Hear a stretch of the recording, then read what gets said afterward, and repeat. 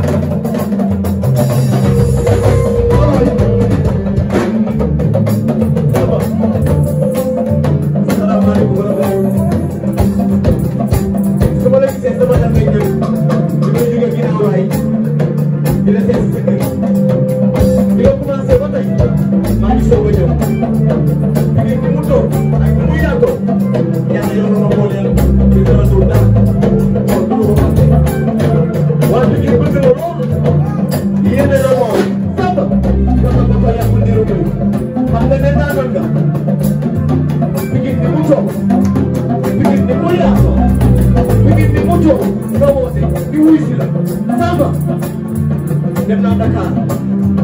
dem naa Thiès dem naa Gambia dem naa fu ne